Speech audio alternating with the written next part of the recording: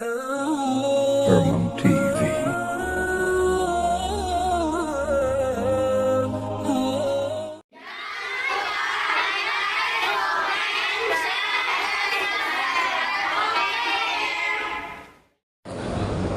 Bismillah, alhamdulillah, wassalatu wassalamu ala rasulillah, wa la hawla wa la quwwata illa billah, amma ba'd.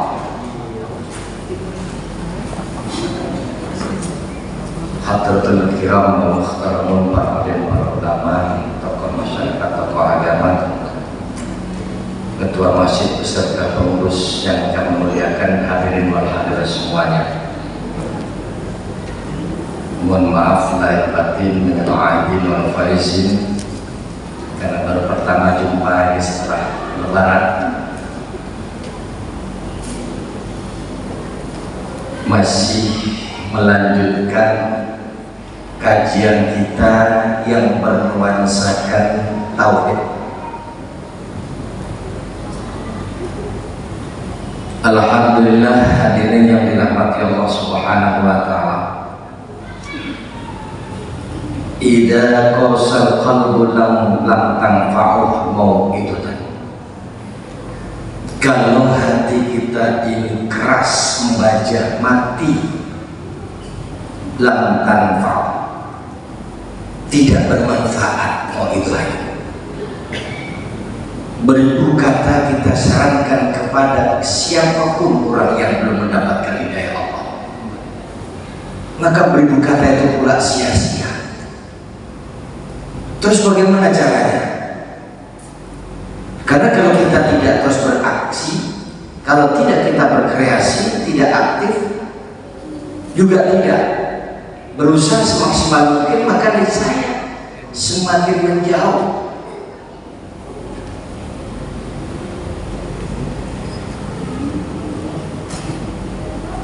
Ya'lamu annahu la fa'idatun fil istighfar.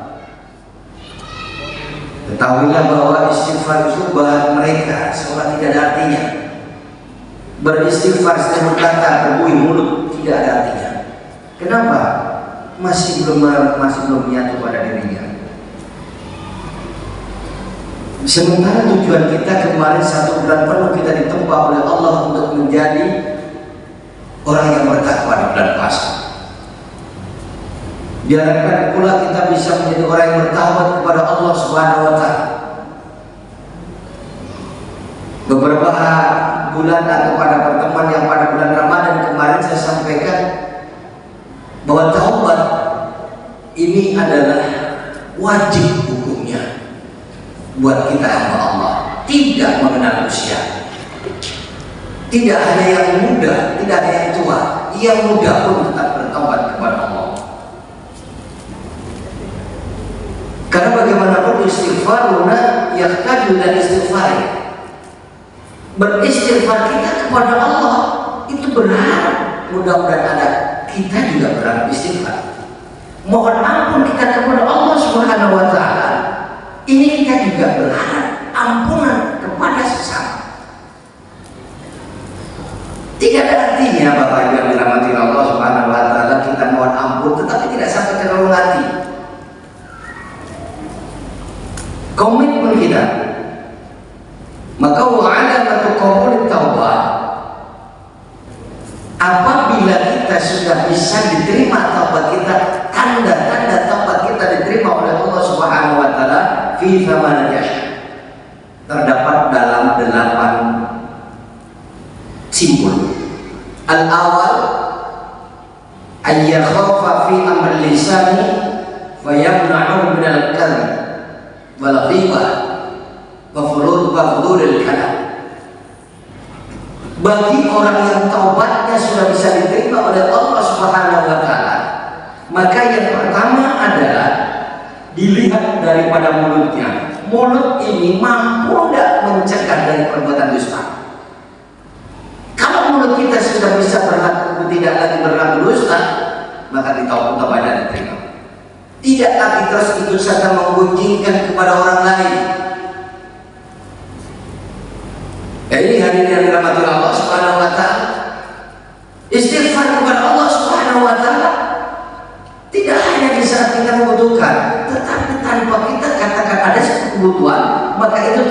berkontinu kepada kita. Bagaimana kita membudayakan kita istighfar kita kepada Allah Subhanahu wa taala?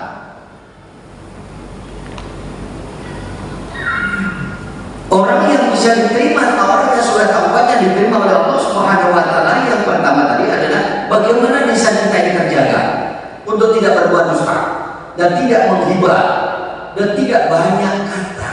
Ini mohon maaf. Wa fudulul kalam. Wa yaj'alu mashghulan bi dzikrillah ta'ala wa tilawatil Quran. Karena orang yang banyak kata, banyak berbicara, mashghulan. Permulut kita, mohon maaf, dan dirahmati Allah Subhanahu wa taala, kalau kita banyak kata dan kita lupa kata kita berzikir kepada Allah, banyak kata kita lupa kita untuk mengkaji firman Allah, rugi dong. Malam-malam Bapak Ibu dirahmati Allah Subhanahu wa taala, saya sih tetap berusaha untuk bagaimana bisa begitu bangun malam sebelum subuh sudah bisa 10 juz minimal. Tapi mata tergantung. Saya tidak berani berdoa kepada Allah Subhanahu wa taala terlalu banyak. Tetapi bagaimanapun juga kita diminta oleh Allah untuk berdoa kepadanya. Kalau kita berdoa kepada Allah Subhanahu wa taala, maka kajian kita pada bulan Ramadan kemarin, jangan kita bersombong hati seolah-olah doa kita sudah mustajab.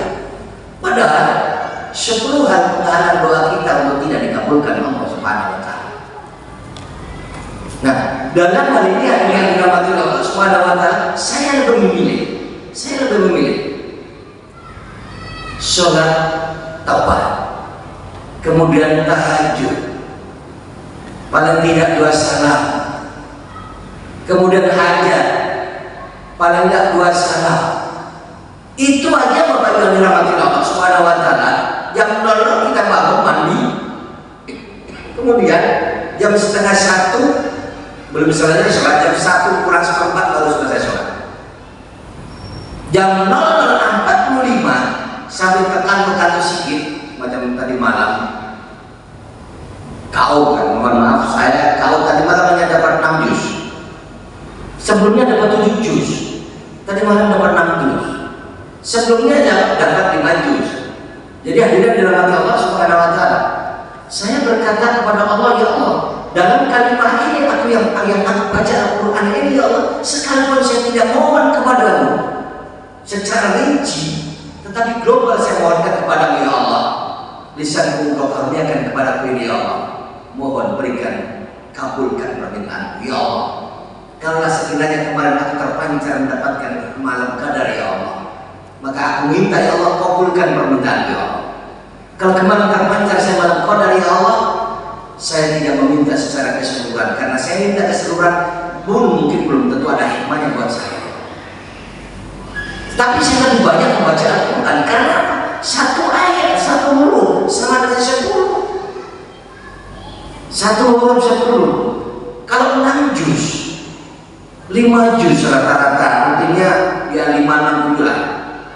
Setiap malam 5-6-7, 5-6-7, 1 bulan, 1 minggu khatam, 1 minggu khatam. Jadi ini akhirnya dirahmati Allah Subhanahu wa taala. Maka tidak pun kita banyak meminta kepada Allah, insya Allah Allah kabulkan. Aku tahu deh ekstrim hambaku ini dalam beribadah. Aku tahu ini hambaku ini ingin meminta kepadaku, tapi tidak disempatkan meminta kepadaku secara rinci. Lebih baik dipergunakan untuk berzikir, membaca Al-Quran. Akan aku kasih. Ini Bapak Ibu yang dirahmati Allah Subhanahu wa taala. Ini permintaan cash flow dari Allah. Saya ada hajat. Sudahlah saya sholat tahajud, sholat taubat 2 rakaat. Kemudian saya sholat tahajud 4 rakaat 2 salaman. Kemudian saya sholat hajat 4 rakaat 2 salam. Kemudian saya baca. Yang saya baca adalah surat ayat kursi. Ayat kursi terdiri dari 170 huruf, maka saya baca 170 kali. Dan kemudian saya pada ya kafi ya ghani ya fattah ya raja 3.000 kali subuh sudah. Subuh. Begitu subuh, mohon maaf bermaaf, datang pagi-pagi, Pak Haji Wahyu datang, Pak ada rezeki sedikit Pak. Di depan saya dikira 3 juta. Ini Bapak Ibu dalam Allah Subhanahu Wa Taala, cash flow. Tapi jangan terus-terusan kalau kasihan. Kalau mau boleh, tapi boleh dicoba. Ya kafi ya hadi, ya kafi ya ghani, ya fattah ya raja. Ya kafi ya Allah yang menyempurnakan apa itu, yang mencukupi kebutuhanku ya Allah. Ya ghani yang maha kaya, ya fattah yang membuka, ya raja yang memberikan rezeki. 3.000 kali subuh. Sudah saya praktekkan berkali-kali subuh. Ini kita pergunakan apa? Tidak banyak minta, tidak banyak minta. Makanya mohon maaf Bapak Ibu yang dirahmati Allah Subhanahu Wa Taala. Ya Allah, kalau malam ini kau berikan aku bisa bertemu malam Qadar ya Allah. Saya tidak banyak mohon kepada ya Allah. Akan tetapi malam Qadar ini aku minta secara bertahap ketika nanti saya membutuhkan ya Allah. Setiap tahun saya doa saya seperti itu, mohon hadirin yang dimuliakan. Setiap tahun ketika malam Ramadan saya selalu berdoa kepada Allah, ya Allah, kalau ini malam Qadar ya Allah, maka kabulkan doaku. Tapi akan saya minta nanti secara bertahap sampai 1 tahun. Mudah-mudahan mempertemukan saya malam Qadar yang akan datang. Ini Bapak Ibu dirahmati Allah Subhanahu Wa Taala. Macam kemarin sudah saya sampaikan malam Qadar. Kalau di sini di Indonesia dimulainya pada hari Sabtu, sementara di Malaysia dimulai hari Minggu. Tanggal Sabtunya yang mana? Tanggal Sabtunya tidak tahu yang mana. Maka ketika kita mau mengambil yang malam ganjilnya 21, 23, 25, 27, 29, bahasa saya sedikit latah. Apa tidak? Pokoknya ketika sudah malam 20, lantas setiap malam kita kiamulail. Dan bisa kita wacanakan bahwa Indonesia ini negara di tengah-tengah. Artinya malam Qadar turun di Indonesia ini diperkirakan menurut paham para ulama antara jam 11 sampai jam setengah 2. Sebab kalau malam Qadar kita dapatkan di jam 4 subuh atau jam 3 Australia sana sudah terang benderang depan. Atau kalau memang kita terima pada tanggal 4 jam 11 Saudi Arabia sana masih sore. Mendapat itu sudah agak malam karena selisihnya 6 jam. Itulah Bapak yang dirahmati Allah Subhanahu Wa Taala. Maka Indonesia bisa dijaring antara jam 11 sampai jam setengah 2 malam. Itu malam Qadar. Athani an yakhafa fi amri batnihi fala yadkhulu batnahu ila halalan walau qalilan. Yang kedua, kalau taubat kita sudah diterima oleh Allah Subhanahu Wa Taala, takutlah dengan perut kita ini. Abah ini bicara tentang perut, padahal perutnya sendiri sudah sampai 9 bulan dan lahir. Ini perut saya sudah gendut ini Pak, kayak orang hamil 9 bulan, makanya ada punya target-target. Sulit kalau saya mau duduk dengan target-target. Dari ruku ke sujud itu aja repot. Dan sujud mau berdiri repot juga. Maka saya sembunyi di belakang sana, di samping sana. Tidak mau di tengah-tengah, saya takut nanti. Ini adalah dirahmati Allah Subhanahu Wa Taala. Karena kalau sudah temu seperti ini, tidak punya target akhir. Ketika target akhir ada orang samping, makanya di tengah-tengah saya duduk. Kalau dia mau pakai kursi, malu saya. Malu sama siapa? Lucu. Malu bukan kepada Allah, malu kepada orang tua kita. Orang tua kita aja tidak pakai kursi, masa saya pakai kursi? Gitu kan? Bapak Ibu sekalian. Yang kedua, perut kita ini jangan sampai kita masukkan di dalam perut kita. Jangan sampai kita masukkan dalam perut kita illa halalan walau qalilan, kecuali halal walaupun sedikit. Jangan. Bapak Ibu dirahmati Allah Subhanahu Wa Taala, makan kadang terlahap, dari mana? Syubhat langka. Begitu masuk dalam perut muntah. Itu kejadian, realita. Jadi Bapak Ibu yang dirahmati Allah Subhanahu wa taala, saya selalu menyampaikan kepada istri saya, "Mi, ini makanan dari siapa? Enggak usah bawa sini." Perasaan hati saya menolak untuk saya makan.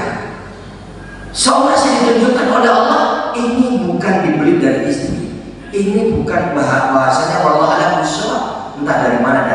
Ada seorang datang berkunjung kepada saya bahwa makanan sedikit dipaksakan untuk bawa oleh-oleh, masakan ke abang dan bawa oleh-oleh. Padahal bukan itu yang saya cari, bukan itu yang saya harapkan. Jadi Bapak yang dirahmati Allah Subhanahu wa taala, ya alhamdulillah, bersyukur saya kepada Allah Subhanahu wa taala karena makanan apapun yang sudah disajikan di depan saya tidak semuanya harus saya makan.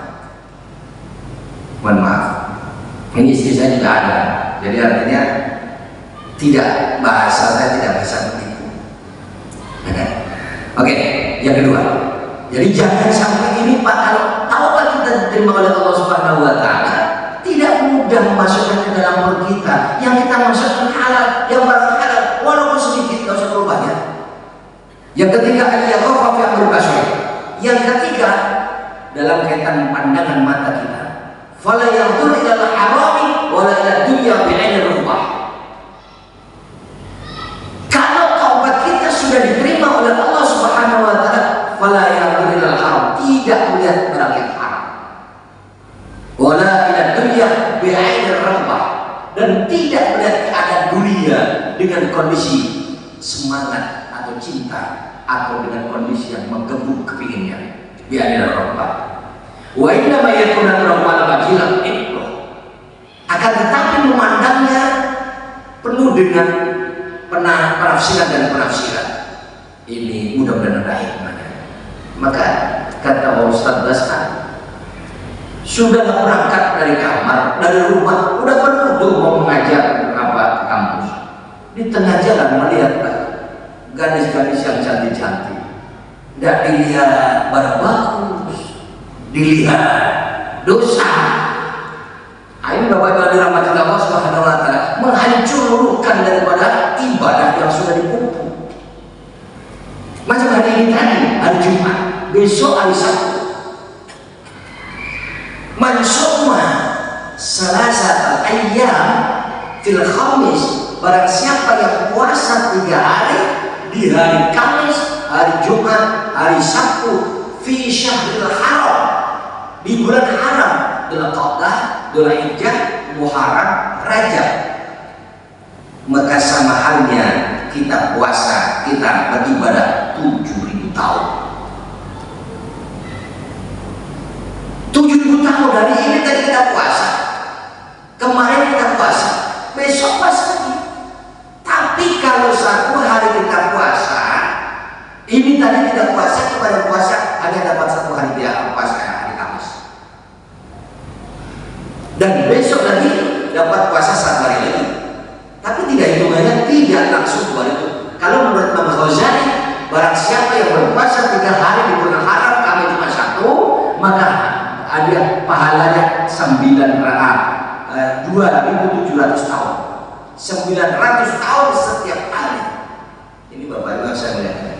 Maka kita ini yang sepuh-sepuh yang sudah jadi berputih seperti saya ini, nah, mudah-mudahan ada sedikit kesempatan, selagi ada dalilnya kita kejar, selagi ada dalilnya. Tapi kalau tidak ada dalilnya, hati-hati.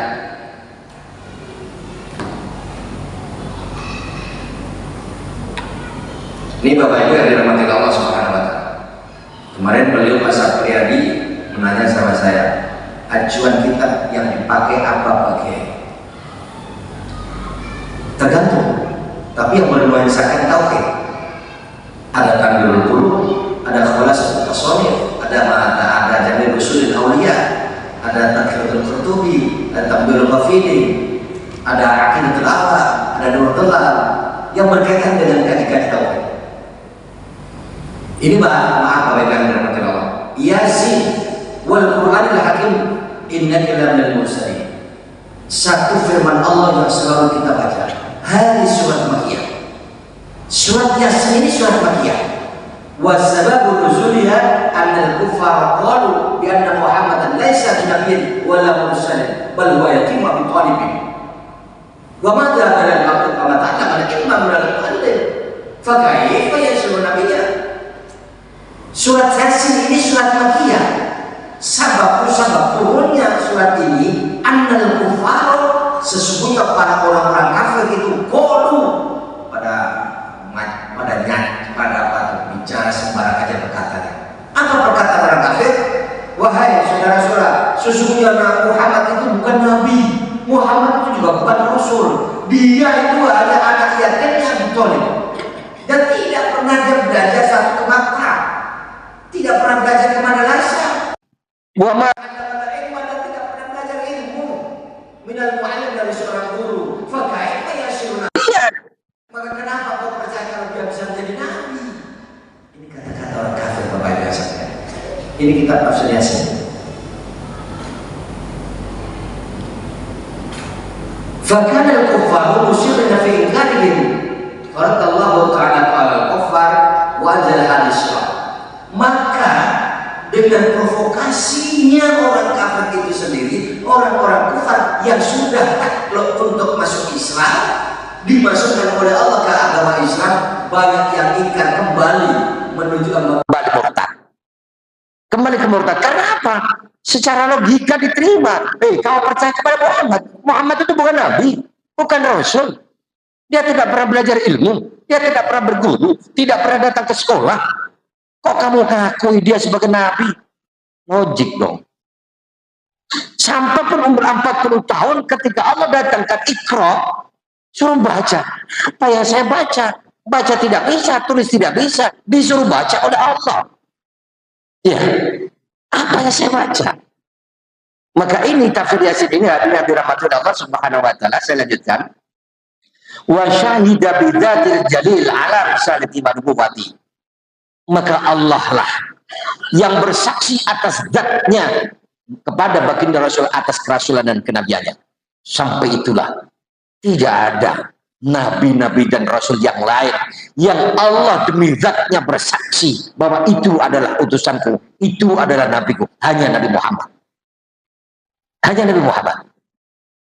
Sebegitu hebatnya komposisi dan derajat Nabi Muhammad. Faqala ya Muhammad, Anda angkaral kufar risalataka fala taghtam bidzalik. Wahai Muhammad, orang-orang kafir itu pada ingkar atas kerasulanmu. Fala taghtam, jangan kau bersedih wahai Muhammad atas atas cocotannya orang kafir yang tidak setuju dengan kamu sebagai seorang rasul itu.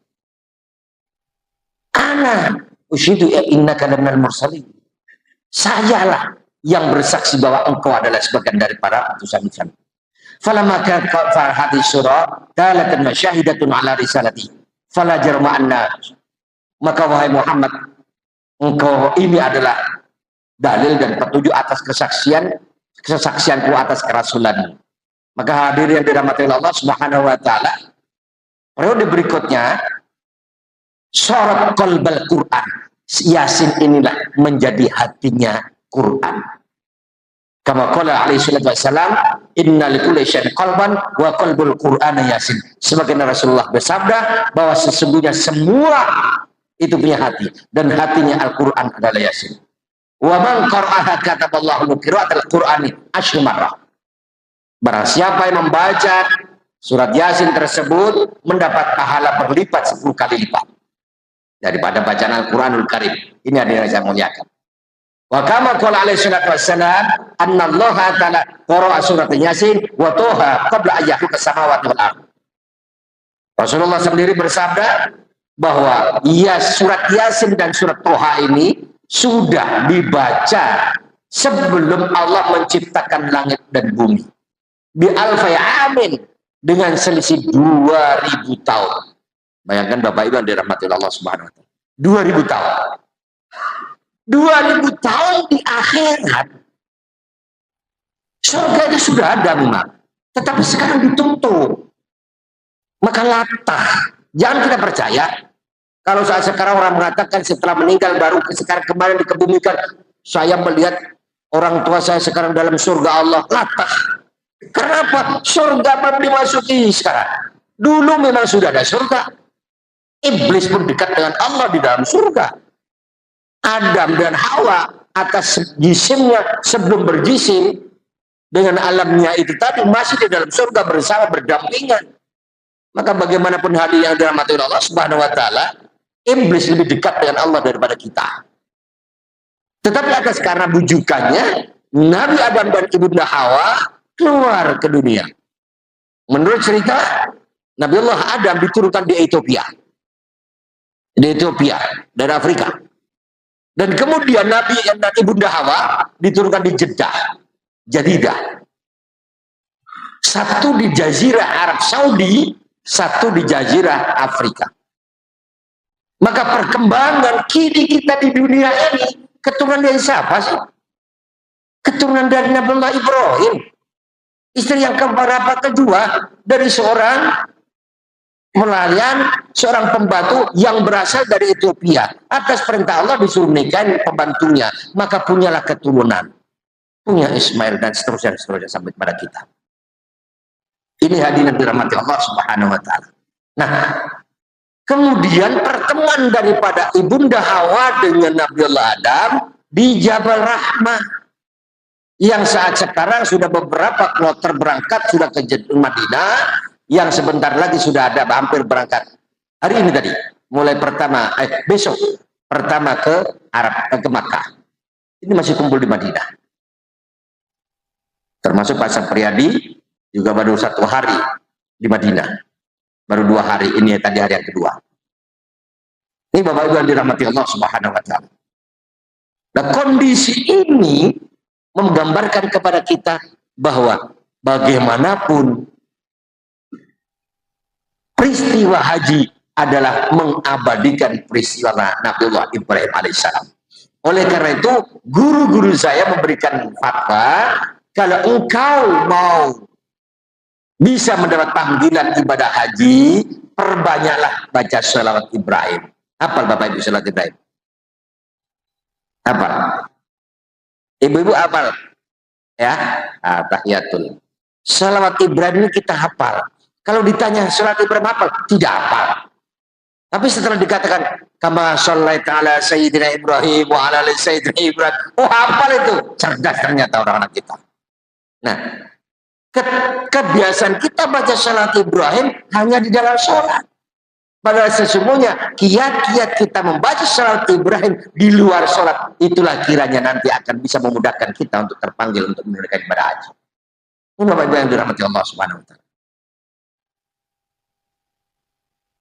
Nah, kemudian ini peristiwa surat Yasin ini, makanya kadang-kadang ada saudara-saudara kita yang ngapa baca surat Yasin itu, bacalah Quran sekalian. Syukur bisa baca Yasin daripada tidak. Nah, itulah syukur bisa baca Yasin daripada tidak. Nah, kembali Bapak Ibu dirahmati Allah Subhanahu wa taala. Asal itu pandangan mata kita. Artinya apa? Lebih baik pandangan mata ini kita pergunakan untuk membaca Al-Qur'anul Karim. Ya. Jangankan ala wajil ibrah. Jadi pandangan ibrah, Bapak Ibu yang dirahmati Allah Subhanahu wa taala, termasuk orang meninggal, ini harus kita jadikan ibrah. Qala Rasulullah sallallahu alaihi wasallam, taraktu fikum mau'idaini. Bukan yang taraktum amraini, mau'idaini. Aku tinggalkan kepada kalian adalah 2 nasihat. Shamitun wa natikun. Nasihat yang pertama adalah shamitun, yang bungkam sebuah bahasa, dan yang kedua natikun, yang bisa berbicara. Sahabat bertanya, ya Rasul, mau shamit wa ma'wat natik ya Rasul, mana nasihat yang kau tinggalkan kepada kami yang bungkam sebuah bahasa dan yang bisa berbicara itu ya Rasul? As-shamitu ayyul mayyit. Nasihat yang aku tinggalkan kepada kalian yang bungkam sebuah bahasa adalah mayit. Dia tidak bisa berkata, tapi jadikanlah itu ikhtibar. Jadikan ibro, jadikan di situ teladan, jadikan untuk kita renungkan. Kemarin Mas Berasyik bercerita dengan kita, alhamdulillah, nggak nyangka ternyata hari ini tidak ada. Kami dari golongan orang, mohon maaf, Bapak Ibu dirahmati Allah Subhanahu wa taala. Gus Alam yang barusan pulang ke rahmatullah 3 hari yang lalu. Pulang dari menghadiri pengajian, mohon maaf, di wilayah Brebes, Jawa Tengah. Ulang, sudah di tengah-tengah hampir sampai di rumah, yang masuk di TV itu, ditabrak dari depan sana truk, di belakang ada IS, ini truk, di belakang ini ada Gus Alam. Sana mau nyalip, ternyata ada truk dan truk bisa belok kiri, dan kemudian yang IS nabrak Gus Alam tadi. 2 ajudannya, kebetulan DPR RI, langsung wafat di tempat. Yang 2, sopir dan Gus Alam, masih 3 hari di rumah sakit dulu baru pulang ke rahmatullah. Kehilangan juga. Siapa yang menyangka? Termasuk guru besar kami, anak guru besar kami, mengadakan pengajian sedang ceramah. Sudah ceramah, belum sampai selesai, tumbang. Bawa ke rumah sakit, sudah pulang ke rahmatullah. Anak guru besar kami. Guru yang mengangkat saya sebagai seorang khalifah. Bahkan di depan saya sendiri, selisih 1 saf. Saf pertama imam, saf kedua, saf pertama barisan, saf kedua dia, ketiga orang, dan keempat saya. Selisih 1. Sedang sholat Jumat. Ghairil maghdubi alaihim waladdallin.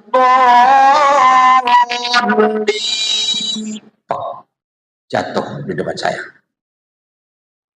Saya memakai ilmu fikih, saya lanjutkan dulu dong sholat saya. Ini ilmu fikih. Kalau sudah nanti baru kita tolong. Bingung yang lain.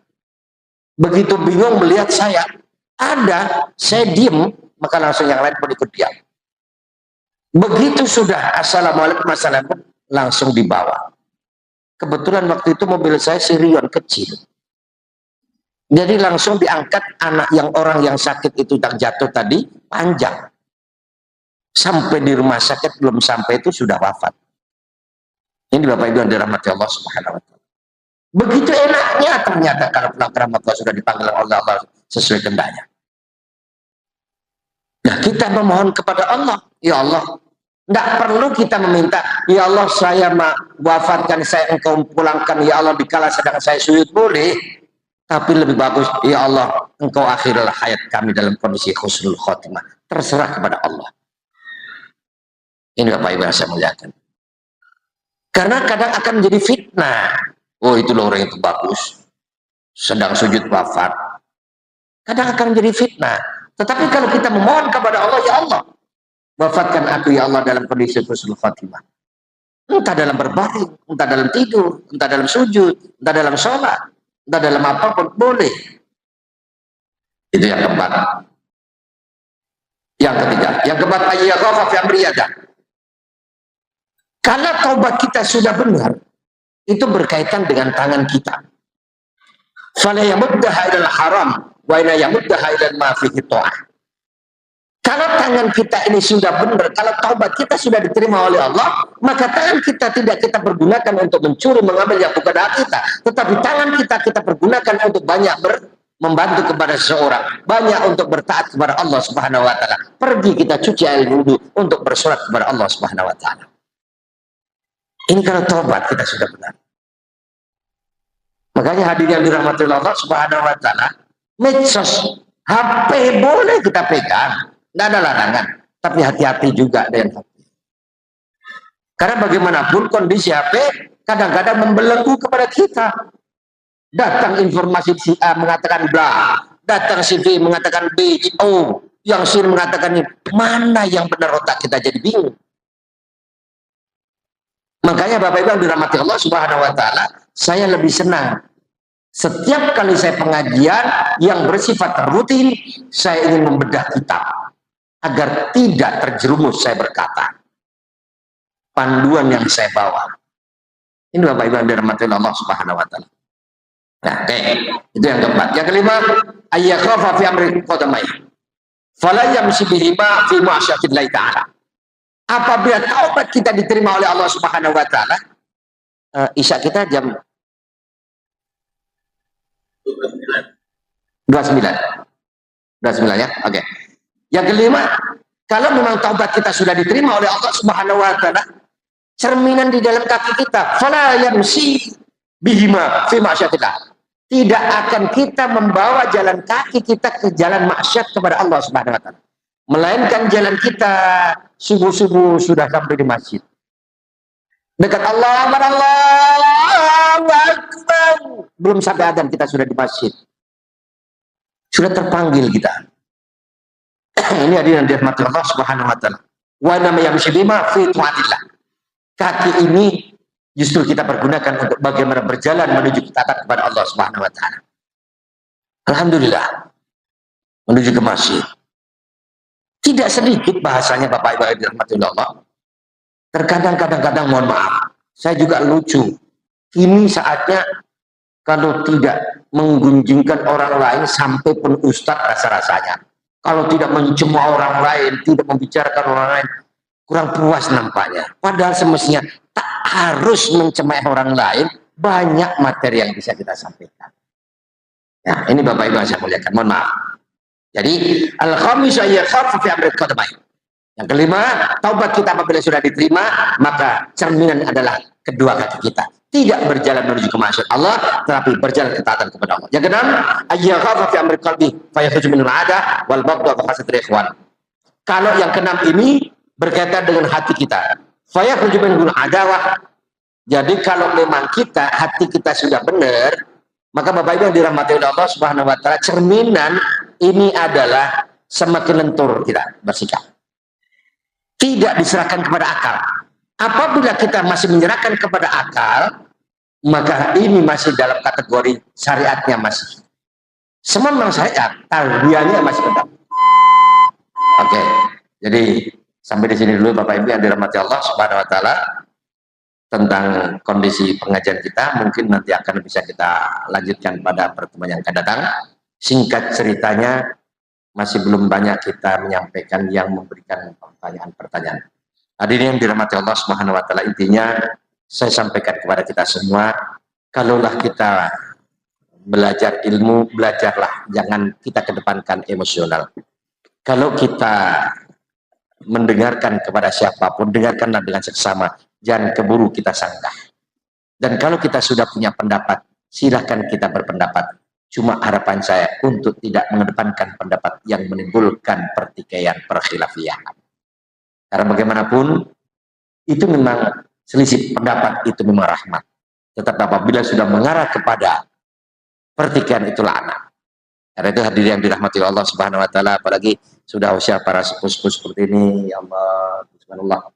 Ini mudah-mudahan menjadi orang-orang husnul khotimah. Dan terima kasih atas perhatiannya, mohon maaf atas segala kehilafannya. Selamat jumpa di lain kesempatan. Ihdinas siratal mustaqim. Wassalamualaikum warahmatullahi wabarakatuh. Waalaikumsalam warahmatullahi wabarakatuh. Terima kasih kepada Ustaz. Semoga